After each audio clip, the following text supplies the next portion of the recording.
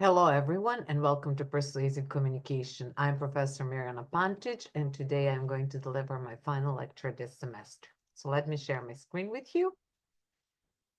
The lecture I prepared for you is about advertising, marketing, and persuasion. And we are going to start this lecture by looking into how Richard Perloff, whose book we read this semester, describes advertising. According to him, advertising is the genre we love to hate, the quintessential symbol of American society. Now, let's dig deeper into the definition of advertising. Advertising represents a form of mass communication that aims to promote tangible objects and services. It aims to promote things such as chips or conditioners, shampoos, but also consulting services, for instance. Advertising is strategic in nature. Why? Because this type of communication is planned, goal oriented, and also persuasive. That is why we focus on it in this class. Advertising companies use a wide range of media channels and tools to deliver their messages. They use television, newspapers, magazines, but also more and more they use social media to promote, and they also use influencers to promote their services and goods. We see ads everywhere. We see it on trains, buses, billboards, in magazines that we read on websites, and so on. Ads basically target a large number of people, which is why they actually need these mass media channels to transmit their messages. Now, what we also know about advertising is that it represents paid strategic persuasion. So, unlike journalism, where you can buy news by purchasing a newspaper or by purchasing cable television that offers a wide range of channels. But it is still different from advertising. It has a different goal. News are there to inform you about what is happening in our society, but advertising, on the other hand, targets to transmit this message to you so you can buy the product or buy the service they promote. Advertising is designed to shape, reinforce, or change attitudes at both individual or micro level and societal or micro level. Advertisers pay for the space, so they have total control over the message they create and disseminate. Advertising also plays a central role in capitalist society, promoting goods and services to mass audiences. Now, let's take a look at how much ads cost. It depends. It depends where you're promoting your services, um, for like for what duration of time, whether the medium you're using is capable of reaching out to a large audience or not, and so on. An example of a very expensive ad is the one you can see during Super Bowl. For instance, for Super Bowl 2026, 30-second ad spots cost as much as $8 million. Now, when we think of ads, we frequently think of advertising we see on television and in other mass media. But TV advertising has declined since peaking in 2016. And the reason for that is the spread of social media and the fact that more and more companies use digital platforms or digital intermediaries such as Google, YouTube, Facebook, TikTok to disseminate ads. Aside from using social media to reach out to a large number of people, potential buyers of their products. Advertising companies also rely on influencers to disseminate their ads. There is a growing number of TikTok and Instagram users who represent social media influencers. And this type of influence, especially among Gen Z, blends ad with content creators. Who are influencers? We'll talk about them um, at the end of the lecture more, but let's just reflect on who they are. They dominate social media. They create content and then they use their influence to connect with advertising companies, to connect with big companies and then advertise their products. Persuasion and storytelling remain fundamental even as advertising formats evolve. So, whether we are looking into TV ads, whether we are looking into newspaper or magazine form of advertising, or digital and influencer marketing, the most important thing is that they all aim at persuading people to buy a product or to support their goals, to support their services, buy their services, and so on. It is also important to distinguish between advertising and marketing. What is marketing? Marketing is, what do you think is more broad, marketing or advertising? Marketing is definitely broader. Advertising has merged into marketing, and marketing is a broader process of communication value and building consumer relationships. So it's advertising is a piece of marketing. Marketing is the entire puzzle, the strategy, while advertising is just one of the pieces representing the execution. Marketing involves not only advertising, but also research, planning, and branding.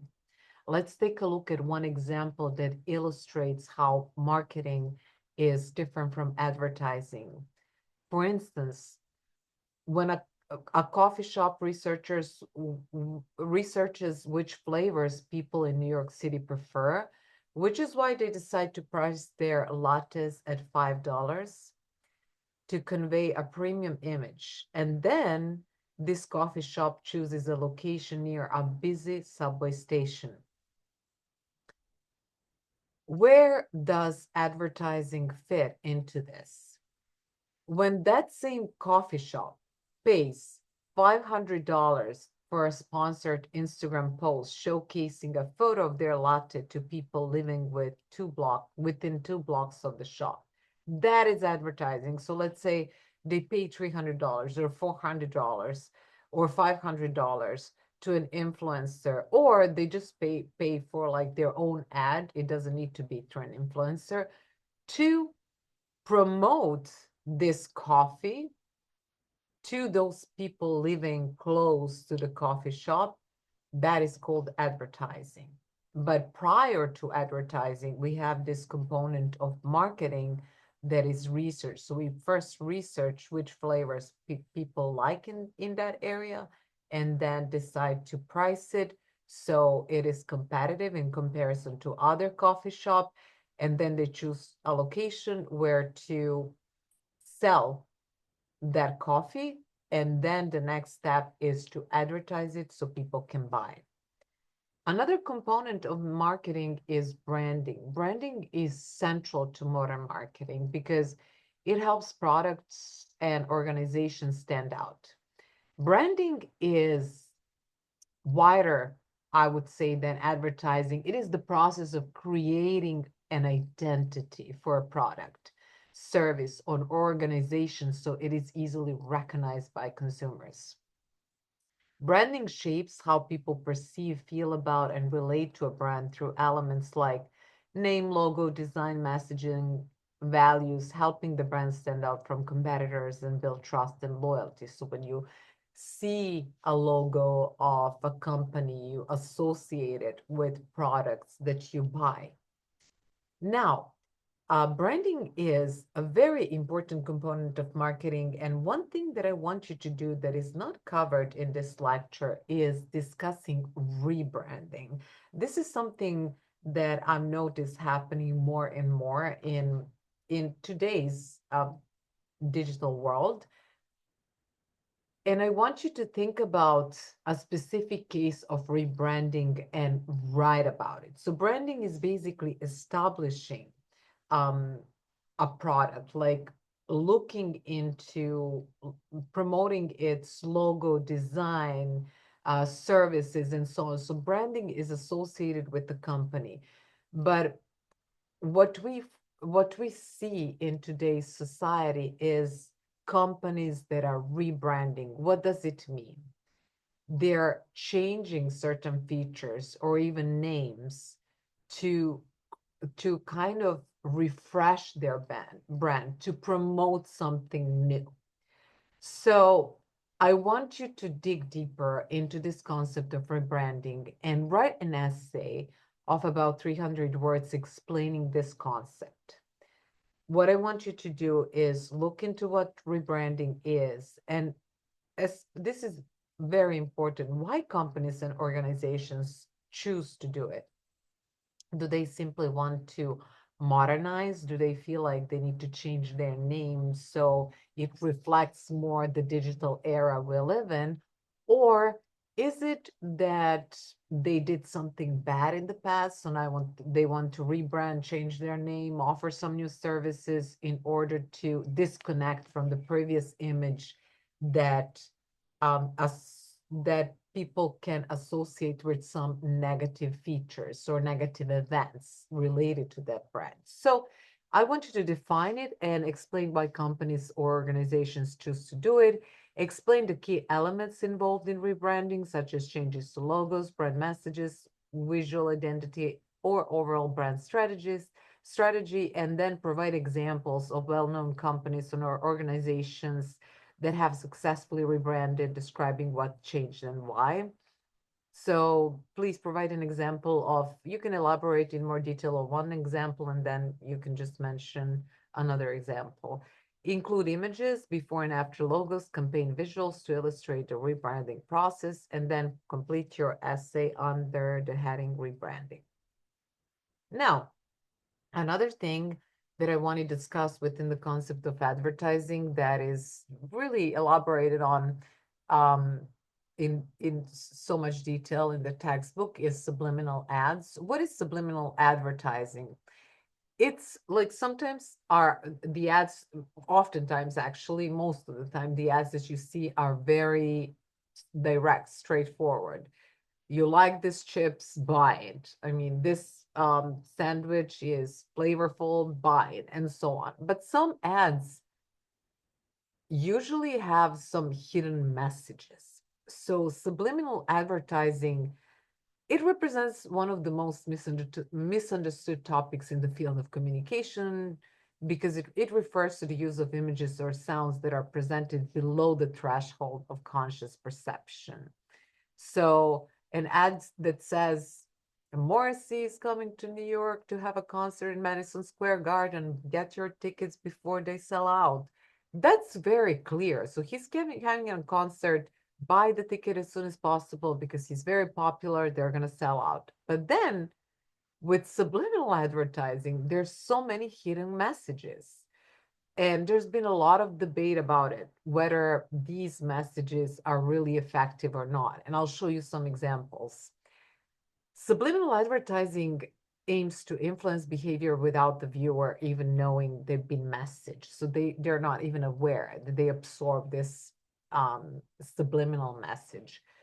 How it all started. This controversy began in the 50s, sparked by James Wickery's claim that hidden messages increased Coke and popcorn sales, causing widespread public alarm.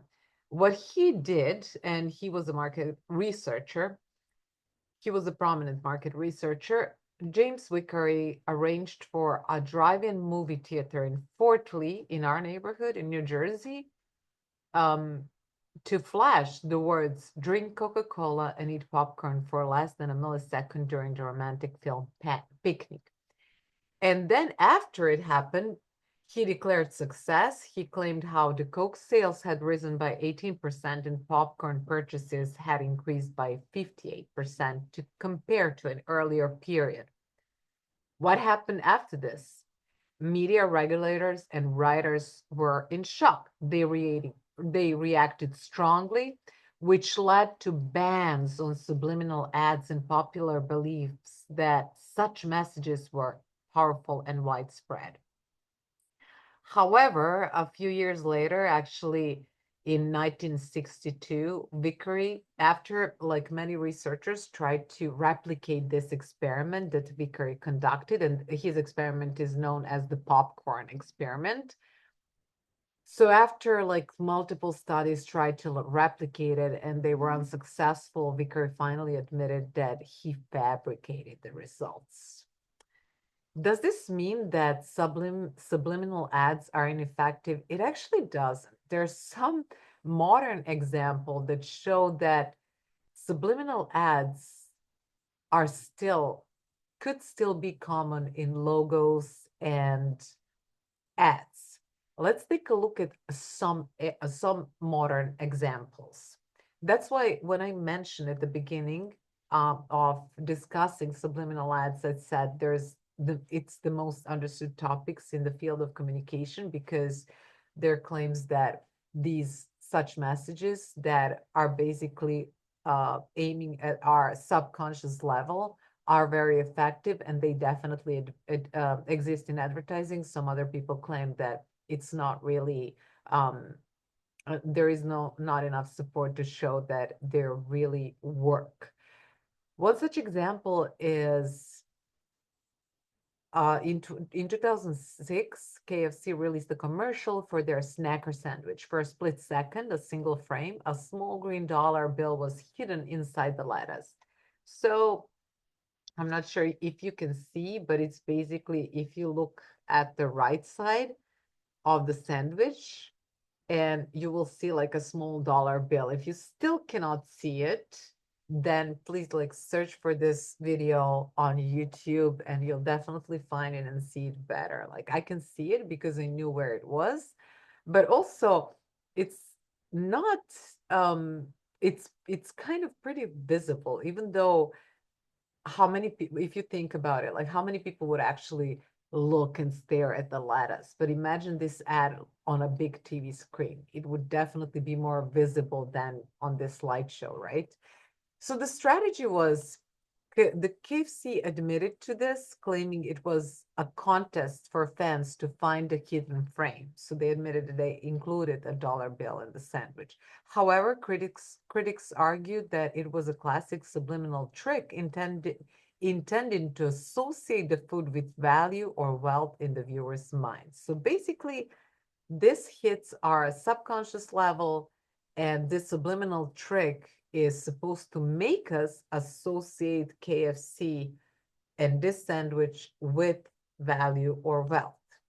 Let's take a look at some more modern example. The Amazon smile. Look at the logo of the Amazon.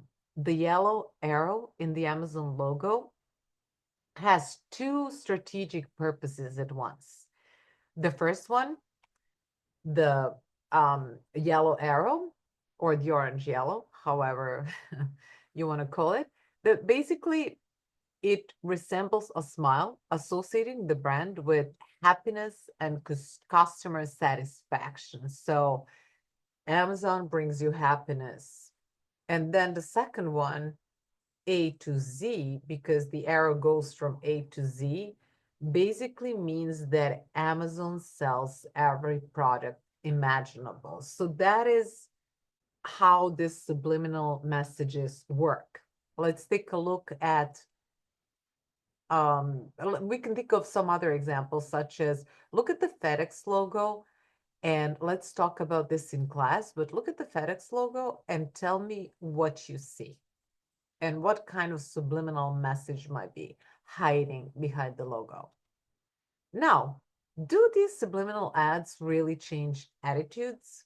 Scientific research found little evidence that subliminal messages meaningfully influence consumer attitudes and behavior despite persistent public belief. Let's take a look at some of the examples of subliminal ads. This is, again, why I said there's a lot of controversy around them. Subliminal perception exists in theory and controlled lab settings, but real-world advertising rarely produces meaningful effects. So if you intentionally expose people to these messages and try to elicit results that suggest how subliminal messages work in a controlled lab setting, you're likely to accomplish that. But when it comes to replicating these results in real world, it doesn't really work as much. Early claims of subliminal advertising, like the popcorn experiment, were flawed and could not be replicated. That's why he admitted that he fabricated the results. Even when subliminal stimuli can influence behavior, effects are short-term and highly dependent on specific conditions. Whether people are motivated, if they're tired, they're not really going to see these subliminal messages. Another important component of marketing and advertising is product placement. And this is what we're going to look to some examples in class. I prepared several videos that show product placements. So scholars define subliminal perception narrowly as stimuli below conscious awareness, distinguishing it from overt sexual imagery, product placement, and other clearly noticeable advertising techniques. So product placement represents a paid communication about a product designed to influence attitudes about the brand through the deliberate and subtle insertion of a product into media entertainment programming.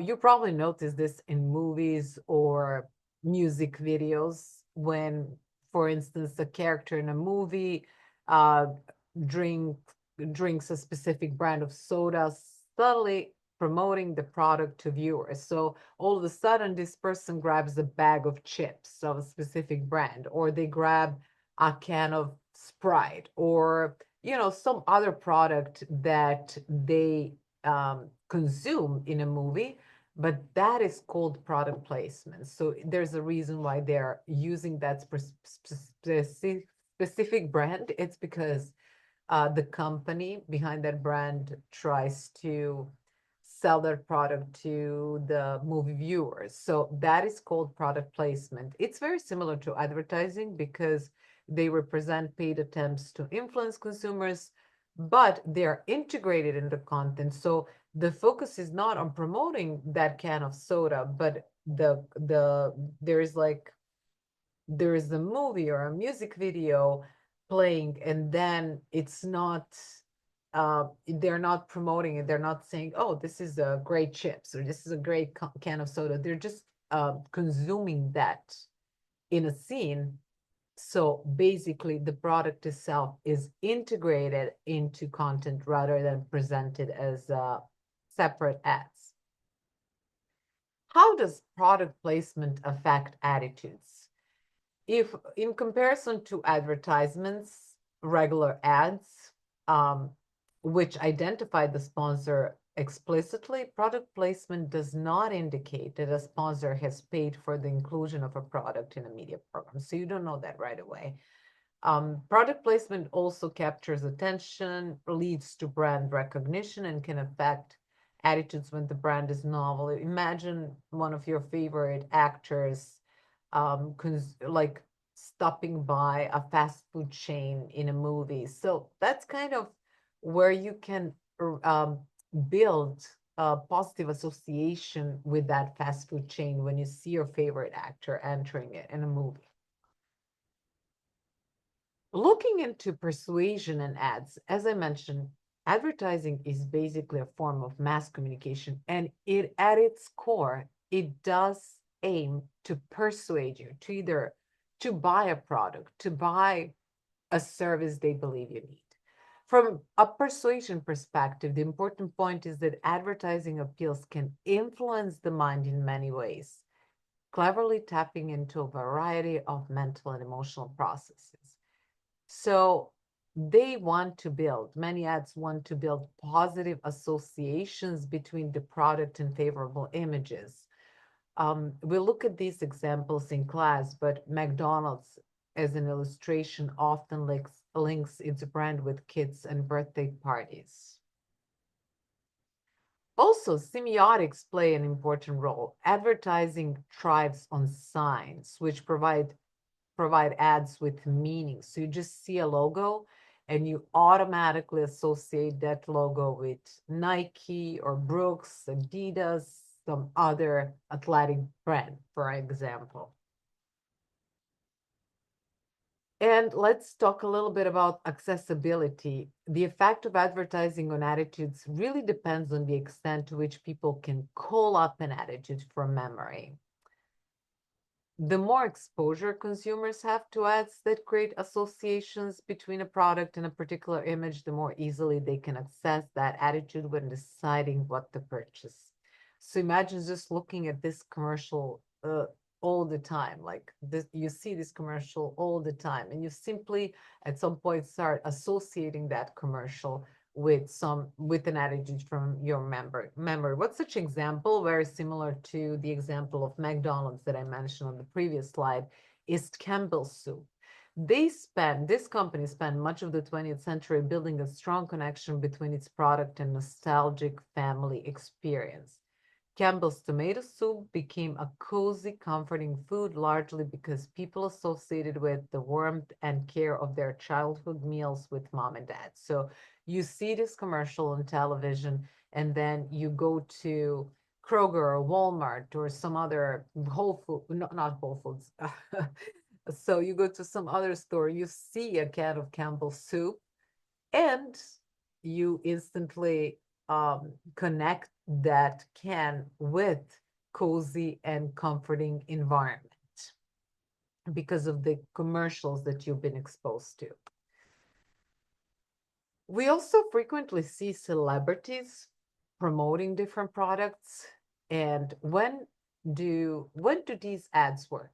Like when do we feel that celebrities and the products they promote affect our perception of that product and brands? When consumers are in low involvement mode, celebrities can serve as compelling peripheral cues. So we talked about this. We talked about central processing of information, and we talked about peripheral processing of information. So let's see, you see a celebrity promoting a skincare, a skin cream, let's say, an eye cream.